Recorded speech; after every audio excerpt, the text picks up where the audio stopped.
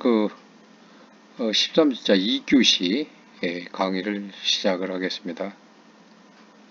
지난 시간에 이어서 계속하겠습니다.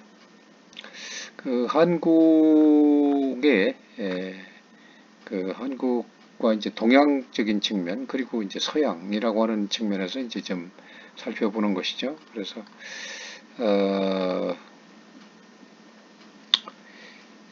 한국을 비롯한 이 동아시아의 자본주의 발전을 이제 바라보는 그런 서구인의 시각, 이것을 이제 앞서서도 얘기를 했지만, 이것은 이제 유교 자본주의라고 하는 그런 용어를 만들어냈다라고 그랬습니다. 이것은 일본을 비롯한 아시아 잠룡, 아시아 사령이죠. 4개 국가입니다. 그래서 이 급속한, 이런 나라의 급속한 경제 발전의 기저에는 바로 이 유교 사상이 긍정적으로 작동을 하고 있다라고 하는 것을 인정을 했다는 거고, 그리고 유교의 가족주의에 기초한 집단주의 윤리, 그리고 공동체에 대한 연대성, 그리고 도덕성의 추구, 지행일치, 이것을 아주 긍정적인 요인이다 라고 이렇게 평가를 했던 거죠. 그러니까 경제 4개 국가, 동양, 한국, 일본을 비롯한 싱가포르, 대만, 이런 쪽에 나라들이 급속한 경제 발전을 이뤘는데, 거기에는 이제 이 유교 사상이 있었고, 유교 사상 중에서도 이 가족주의에 기초한 집단주의 윤리라든지 공동체의 연대성, 그런 또 지행일치, 이런 긍정적 요소가 있었다라고 이렇게 평가를 했던 거라는 거죠. 그래서 이 1990년대 이제 탈냉전 시대, 동서냉전이 이제 끝나는 시대였죠. 앞서서 얘기를 한 바가 있습니다만은 1989년도에 이제 베를린 장벽이 독일에서 이제 무너졌죠. 그래서 동서독의 그런 경계가 이제 허물어지고, 그 이후로 이제 서서히 이제 동부 쪽에, 동유럽 쪽에 이제 펼쳐졌던 공산 국가들, 종주국이었던 소련은 이제 1991년도에 소련이 이제 소련 연방공화국이 이제 와해가 되죠. 그러면서 이제 동시에 동유럽에 있던 공산 국가들, 이런 국가들도 이제 완전히 이제 공산 국가를 이제 벗어나는 그런 계기가 돼서 소위 동서냉전이 이제 와해되는 그런 시기였다라는 거죠. 그래서 이제 탈냉전 시기라고 하는 겁니다. 1990년대를. 그래서 이때는 이제 국제정사의 변화가 그렇게 상당한 새로운 변화로 돌입이 되게 됐고, 그리고 동아시아에서의 경제성장으로서 서구 중심주의에 대한 어떤 비판을 뛰어넘어서 문명적 대안으로 이 동아시아 담론이 새롭게 등장을 하게 됐던 겁니다. 이 동아시아에서는 이 공산주의, 그리고 또 민주주의, 이런 구분이 명쾌하지 못했죠. 그리고 문화의 유교적 특징이 이제 강할 수밖에 없기 때문에 유교 휴머니즘이 소위 유기 휴머니즘이라고 하는 것이 이제 부각되게 되었던 겁니다. 이 유교 휴머니즘이라고 하는 것은 이 네트워크 자본주의, 그리고 부드러운 권위주의, 또 집단 정신을 형성하면서 또 시장 경제와 정부, 법률과 유기적 연대, 가정과 국가, 그리고 교육과 자기 수련을 담당하게 됐던 겁니다.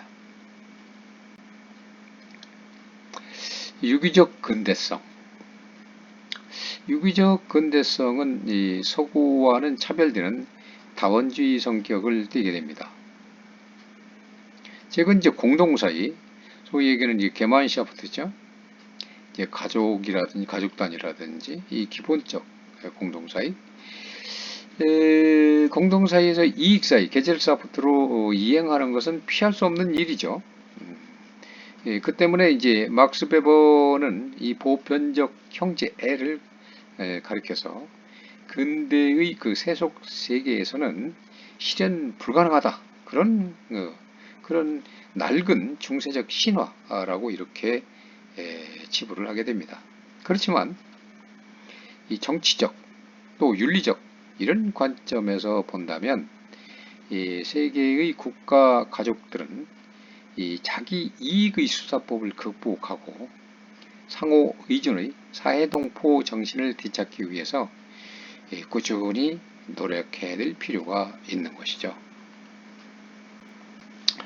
그래서 6.25의 정치 이념이라고 하는 것은 일본과 네마리용의 그 발전에도 그대로 작용을 했고, 또 중국, 북한, 이 베트남의 정치 과정에서도 분명하게 발견이 되고 있습니다.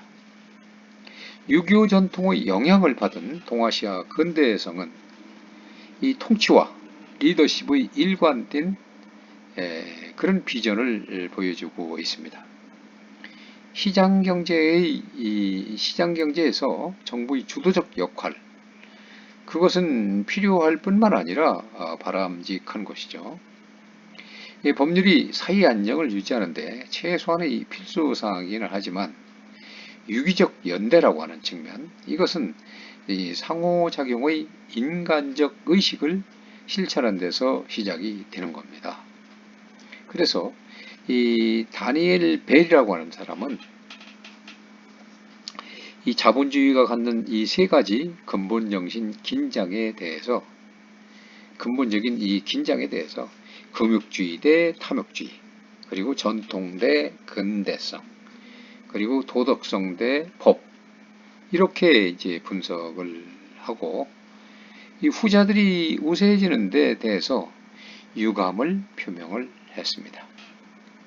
그는 아시아를 공동체주의가 지배하는 사회라고 규정을 했고, 또 이에 따라서 자유주의 대안으로서 공동체주의 아시아적 변형에 대한 유기적 근원을 연구하는 데 관심을 기울이게 됐던 것입니다. 데이빗 홀이라고 하는 학자는 유교가 탐욕주의, 그리고 근대성, 법으로 기우는 현대사회의 공통된 경향을 제어할 수 있다고 하면서 유교의 순기능적인 면을 강조하였던 것입니다. 이태키는 학자는 가장 개방적인 체제 운영 원리 중에 하나가 바로 유교다라고 이렇게 주장을 하면서 그 장점으로서 왕도 정치로 뒷받침되는 유교의 그 도덕성, 그리고 정명사상, 그리고 민본사상을 들고 있습니다. 이와 같이 그 한국에서의 그 자본주의 발전 요인을 유교윤리가 가지는 순기능적인 측면에서 찾고자 하는 시도가 있었던 겁니다. 하지만 유교의 위계질서나 정명사상은 자유주의 인권사상과 정면으로 충돌하는 그런 개념이며, 조상숭배를 통한 시족 공동체적인 그런 혈족문화는 대인간적인 주종관계를 지향하는 사회 구조의 성격을 형성하게 되었던 것입니다.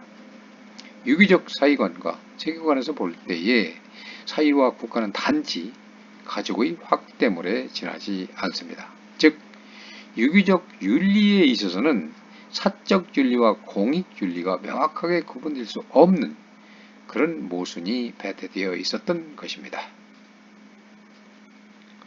그래서 이 막스 베버는 이 프로테스탄트의 그 윤리적이면서 금욕적인 종파들의 위대한 업적은 시족적 유대를 돌파하고 혈연 공동체에 대립하여 신앙 공동체 및 윤리적으로 삶을 운영해가는 뛰어난 집합체를 구축한 데 있다라고 이렇게 보았던 겁니다.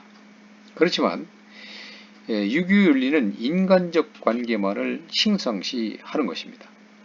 그래서 결과론적으로 인간 대 인간, 그리고 주인과 종, 또 고위관리 대 하위관리, 또 아버지와 아들, 형제들 간의 관계, 스승과 제자, 또 친구들 사이의 인간관계 등을 통해서 형성된 대인간적 주종의 의무와는 다른 어떤 사회적 의무도 알지 못했습니다. 사적 윤리만이 존재하고 공적 윤리는 부재하는 유교 전통은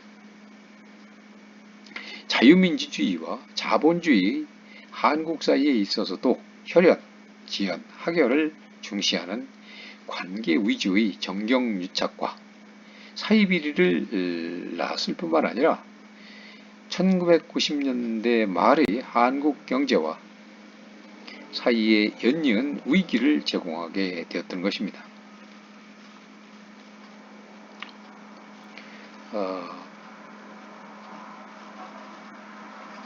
IMF 사태가 났었던 있었죠. 공교롭게도 우리가 이 비슷한 시기에 일본을 비롯한 아시아 사룡 국가들이 그 추락은 아시아 경제의 급성장을 주도했다고 여겨진 유교 전통에 대한 재평가를 요구하게 되는 그런 시점이 된 것이죠. 이와 같이 이렇게 그 아시아 국가들의 어떤 근본적인 이 문화 결정 인자에 대한 이 공통견해는 40년 동안 이 두 번씩이나 확 뒤집혀졌던 것이옵니다. 첫째, 아시아 문화는 경제 성장을 일으킬 능력이 없다는 오랜 그런 그 가정상이 1970년대와 80년대 극적으로 깨져버린 것이죠. 이러한 그 기대가 완전히 그 가정상이 깨져버린 것입니다. 이 기적적인 경제 국가들, 눈부시게 경제 발전이 됐었던 시대죠. 70년대와 80년대는. 그래서 보다 구체적으로 네 마리의 작은 용이 등장을 하면서 그런 전제는 더 이상 통하지 않게 된 겁니다. 그런 인식은 통하지 않게 되었던 거죠. 그래서 이 지역이 개발도상국가들의 그야말로 선망지역이 되어버렸던 거죠. 그래서 경제발전의 하나의 모델로 됐는데 경제발전의 아시아식 모델이라는 말이 많이 나오게 됐던 겁니다. 그러다가 1990년대에 들어와 가지고 전보다 더 급격한 위기와 분기가 닥쳤던 것입니다. 그렇다면 어떻게 동일한 이 문화적 가치가 발전기, 급성장을 했던 그런 발전기와 또 아주 분기가 되는 이 도미노라고 하는 상반되는 현상을 낳을 수 있는지 한번 곰곰이 따져보아야 마땅할 것입니다. 아시아가 이 침체에서 극적 성장으로 그리고 성장해서 다시 분기로 이어지는 이 극단적인 형태를 보인다는 이 사실, 그것은 과연 문화 요소가 국가 발전에 기여하는지 그렇지 않은지 이런 심각한 의문을 제기하게 됩니다.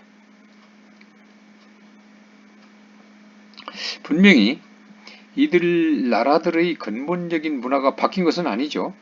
바뀐 것은 절대 아닙니다. 그렇지만 단지 어떤 경제 성공과 권위주의 통치를 결합시킴으로 해서 아시아 국가들이 주목을 받을 만한 그런 무언가를 만들어냈다는 것입니다. 그래서 이렇게 아시아적 가치라고 하는 개념, 이것은 경제 발전과 그리고 권위주의 통치를 표상하게 되었던 것이죠. 가족 및 기타 유대의 바탕을 둔 기업의 개인적 그런 관계, 이것은 지난 30년 동안 동아시아와 동남아시아의 발전에 도움을 주었던 게 사실입니다. 그러나 그럼에도 불구하고 20세기 말의 마지막 3년 동안에는 나쁜 영향을 미쳤던 것이죠. 바로 IMF 사태가 있었던 우리나라도 마찬가지였습니다. 개인 간 유대를 통한 그런 안전 확보가 동아시아와 동남아시아의 장래에 별로 도움이 되지 못하는 데는 두 가지 이유가 있습니다. 첫 번째, 아시아 금융위기가 이런 환경에서 조성된 그런 금융제도의 허약성을 적나라하게 노출했기 때문인 것입니다. 두 번째는 이제는 국제경제체제가 바뀌었다는 이 사실을 들 수가 있는 것입니다. 이 체제의 규칙은 국제무역기구인 WTO와 같은 그런 제도에서 볼 수 있듯이 법의 지배에 바탕을 둔 경제체제에 연계되어 있는 것입니다. 그렇기 때문에 동아시아와 동남아시아의 나라들은 그들의 경제체제를 강화해서 투명한 법칙의 지배를 받는 것이 온당한 것입니다. 그런데 오늘날 이 자본주의에 대한 그런 강한 자본주의에 대한 가장 심각한 위협과 불만이라고 하는 것은 경제적인 것이 아니라 바로 도덕적인 불만에 있는 것입니다. 아시아 경제 모델이든 간에 6.25 자본주의든 간에 한국 자본주의 사이가 갖는 이 위기가 또한 도덕과 윤리의 상실이라고 할 수가 있습니다. 그리고 그것은 6.25 전통에 근거하는 한국인의 윤리의식과도 관계가 깊은 그것은 부인할 수 없는 사실이라는 겁니다. 그리고 한국 자본주의 특성이기도 합니다. 하지만 그러나 오늘날의 동아시아는 서구 근대성의 그 부정적 양상을 그야말로 노골적으로 드러내고 있는 것입니다. 착취, 중상주의, 소비주의, 그리고 물질주의, 탐욕, 이기주의, 노골적인 경쟁심 등이 바로 그런 것들입니다.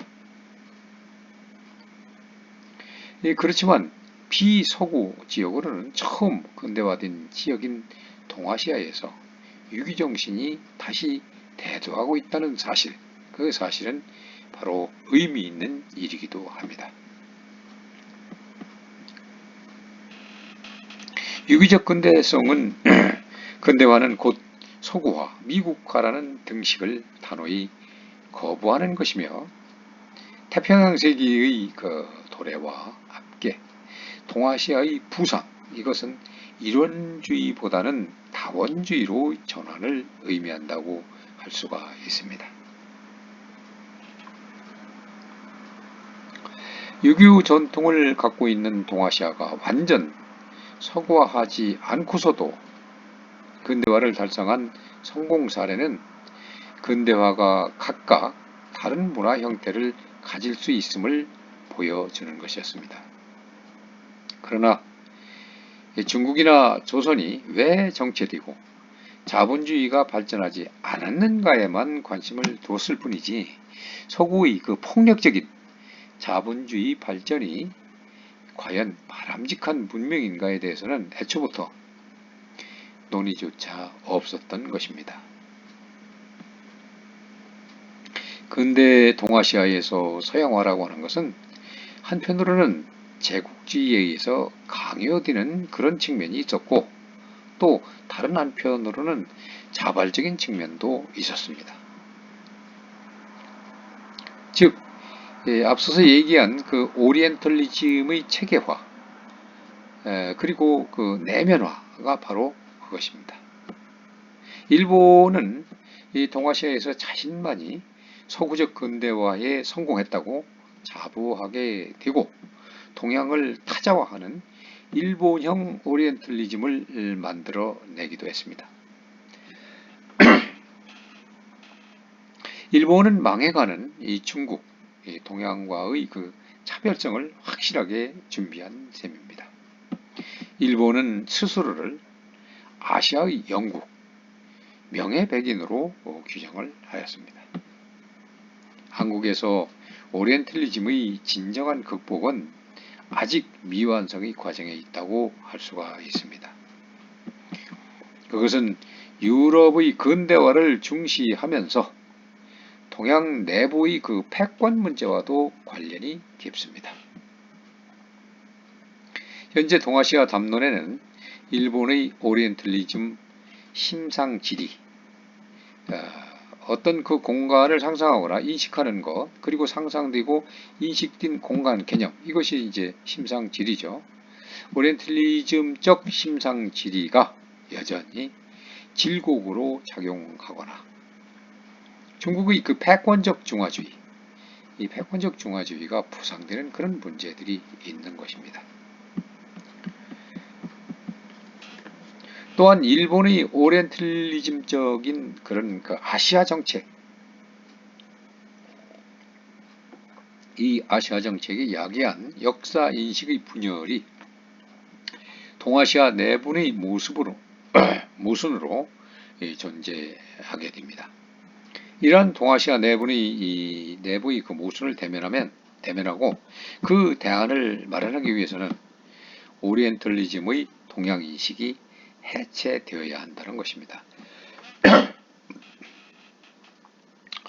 그래서 일본형 그 오리엔탈리즘에는 그 유럽 중심적 문명관에 따른 이 동양의 타자화뿐만 아니라 사이 진화론적 세계관에 의한 힘의 숭배라 할 수 있는 국가, 그리고 강권, 약육 강식 같은 이런 폭력적 논리가 행행하는 것입니다. 오리엔탈리즘의 내면화 과정에서 전개된 불평등과 지배, 복속 관계의 정당화, 자발적인 복종을 유도하는 지배, 이데올로기로서의 그 유산 등 동아시아에서 오리엔탈리즘이 남긴 잔재와 폐해는 전후에도 계승되고 있습니다. 그러나 이러한 그 오리엔탈리즘의 극복과 학문의 주체화를 위한 논리가 또다시 동양과 서양의 그 이항, 대립적 논리를 취한다거나 동아시아의 후진성을 변화하는 식으로는 안 될 것입니다. 유럽 중심적 세계에서 성취한 그런 자산과 가능성을 활용하지 않고는 유럽 중심주의의 진정한 극복이 불가능하다는 역설적인 현실에 주목해야 할 것입니다. 나아가 오리엔탈리즘과 동아시아의 소위 극복은 타자화에서 주체화로의 기림과 동시에 자기 속의 타자, 즉 동아시아, 이 타자와 타자 속의 그 자기를 돌아보는 성찰적 주체화로 나아가는 길이어야 한다는 것입니다. 아시아를 그야말로 야만으로 규정하고, 그리고 자국의 문명을 강제로 이식한 서양과 달리 식민화의 시련을 겪었지만 자신의 문화를 밑바닥에서부터 다시 검토하고 그 위에 자발적인 연대와 저항의 힘을 생산해온 이 동아시아의 역사적 경험으로부터 우리는 이 타자를 왜곡하지 않는 주체화의 추동력을 찾아내어 발전시켜야 합니다. 이로부터 제국주의적 오리엔탈리즘으로 이 왜곡된 동양과 결별하고 새로운 동아시아와 한국을 만들어 나갈 수가 있는 것입니다. 오늘 강의는 이 단원상 여기서 마치도록 하겠습니다. 여러분 수고했습니다.